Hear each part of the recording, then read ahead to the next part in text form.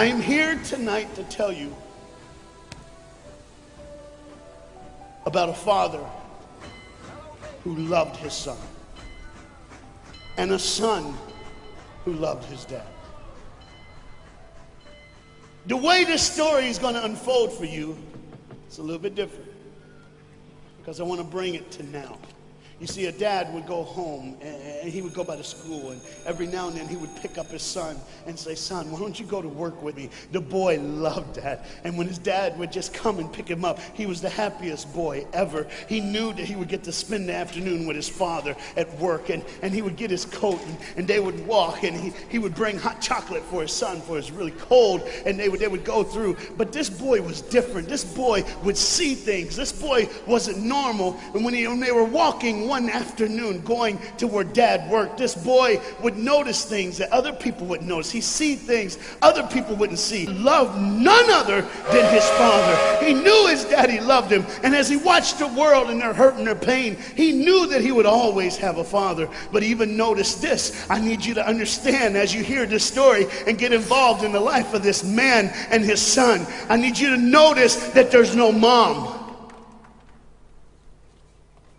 As they walked through the woods, the boy would say to his father, "Dad, what will I do when I grow up?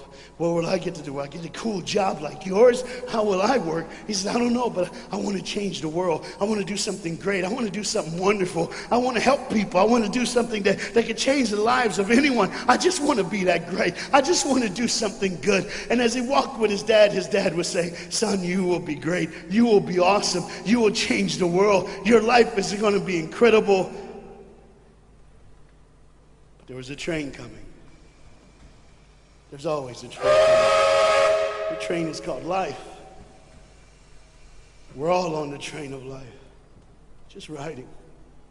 Whether we realize the truth or not, whether we realize what's happening or not, we're all on that same train tonight. Only God has saw it fit for us to be in the same room, in the same car, for such a time as this. And one day the train was coming by. What you have to understand is that boy loved going to work with his dad. He would stay right by the river's edge, and he would do what he loved to do the most. Let me explain that.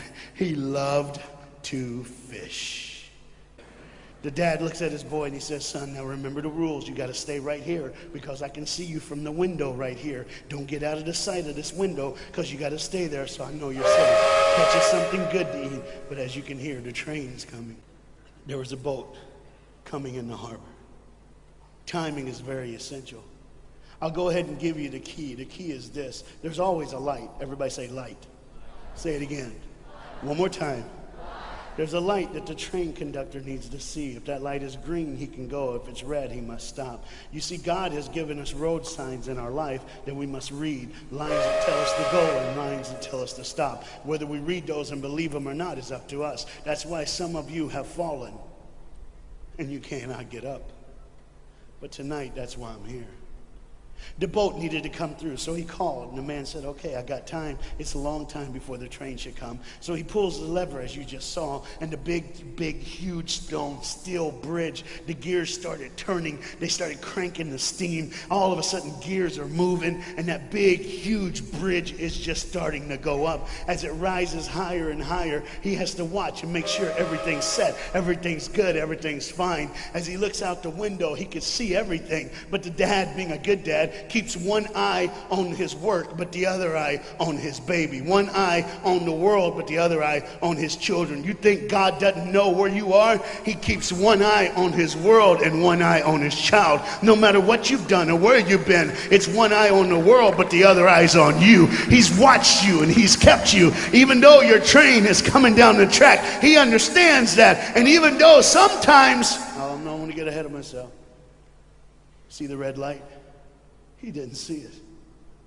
So many times we don't see the red light. See, to just say the train was early. The boy can hear and see the steam. And he looks and says, "Daddy, the train. Daddy, the train's early. Daddy, you got a daddy. Hey, daddy, the train. Daddy, the train's coming." But the dad was looking at the gears, making sure he had enough oil, making sure there was enough steam to get the bridge back down for the train. And the boy knew one thing. Now listen, the boy knew that his dad one time showed him where the trigger was. It was a red lever. If he pulls it that the train bridge would collapse down fast and the train would be able to come across. All the boy knew was there were people on that train. There were people that needed to be saved. There were people that had, some of them just with their friends having a good time, like everything's fine. They did not know that the bridge was up. They did not know what was coming. They're just living their life like you and me, just going down the road, just being our own thing, doing our own thing. And the dad all of a sudden hears the train coming. He looks and then he said, oh, my son. He looks out and his boy's gone. He's like, oh my God, where's my son?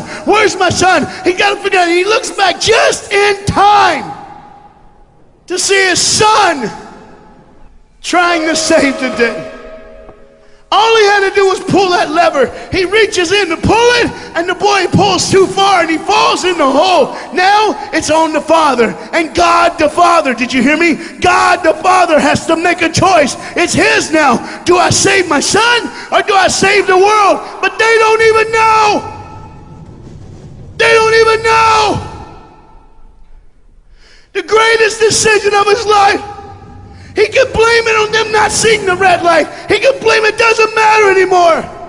Pull the lever, save the world. Leave it up, save your son. For God so loved the world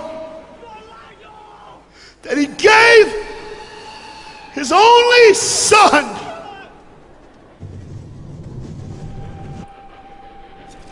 Whosoever believes in him will not perish. 3, 2, 1. It's over.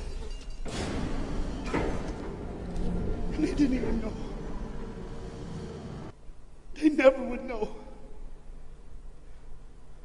They didn't even know. The train goes by. It's fine. Everything's cool. The bridge is down. Just like always. It's always going to be down. Are you hearing me tonight? He gave his only son. For God so loved the world that he gave. And you know what's amazing? I wonder what God did right when his son died on that cross. When he breathed his last breath. When he took that breath and he breathed and it was over. Here's what the Father would have looked like. They didn't even know, just trying to think of their life. Just trying to figure out what they're going to do next. Just thinking about the person they're going to see, the people they're going to hang out with. Just trying to be, just loving, caring. Doesn't matter if you're blind. Doesn't matter if you're putting on a little more makeup, trying to look pretty for somebody, or just wearing another mask. It doesn't matter. God gave his son for you. What will I do when I grow up? Where will I go when I grow up? What can I change? And there was a girl in the bathroom on the train, liquefying her heroin to shoot up one more time. He died for her. He died for her. But in one moment, are you listening? In one moment, as the Bible says, everybody gets a chance. In one moment to see the look of the Father when he knows when you realize what he did for you, when you realize the sacrifice, when you realize he let his son die so that you can live, when you realize what he did, no matter what you're doing, no matter where you're at in this life, no matter what you're a part of, you gotta stop. You gotta stop. Even if it's for 1 second and think, my God, he did it for me. He did it for me. And I pray to God you drop what you're doing. Drop what you're doing. With all the pain and the hurt and the sorrow in the world, he did it for you. That's why you're so quiet. You see, the train's coming. The train's coming. Everybody has things. You have ways of I don't want to do that. I don't want to, but why do I keep doing it? Even Paul said, why do I do? My flesh tells me, and I do what I know is wrong, and I don't do what I know is right. You got to understand tonight, the fight is on, and we can win. We become more than conquerors through Jesus Christ. And I'm not preaching just for me. I'm preaching on behalf of you. But what you got to understand is there had to be a moment in those 3 days when Jesus died on a Friday and rose again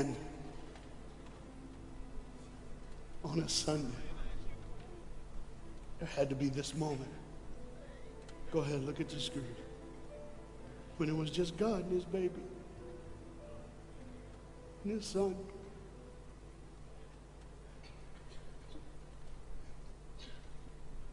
Every sin that's ever been committed in this earth is rolling through your mind right now.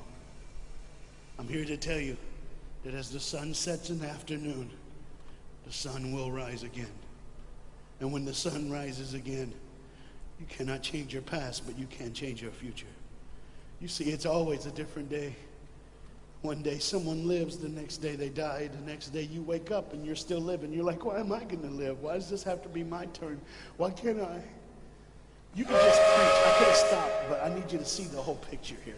You see, because when God the Father gave his only son, when Jesus Christ breathed his last breath and he died, he did it in a way that you can never ever say, you don't know me, you don't understand me, God don't understand my pain, God don't understand my sorrow. You see, that's the very train that boy was on. That's the very train that he was on. And as this dad remembers, look real close. You see the pictures of the people? Bam, there they are. If there's somebody added in the picture, isn't it? Bam, there they are. Do you see who's added in it? In every face of every person, Jesus is in their life. Why? Because when you're the greatest sacrifice, you always end up in everyone's life, no matter where they are, who they are. He did it so that you can say he was there all the time, waiting patiently in line. Jesus Christ was there all the time. And the train keeps going. The train keeps coming. Train keeps moving. People keep living and people keep dying. And God the Father just watches it all. One eye on the world, the other eye on you. Some of you are starting to figure it out. You're like, what is he looking for? Just one girl. Because see, the whole horrible day, God only had his eyes on one person.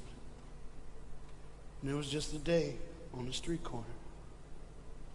When he walked by, he saw a girl with a babe. And she saw him. Do you get it? Old things are passed away. Behold, all things become new. He did it so that we can live. No matter what the sin, no matter what the pain, no matter what the sorrow, the sacrifice was perfect. It was perfect. And it was for you. And God the Father watches it all unfold. And all he can say is,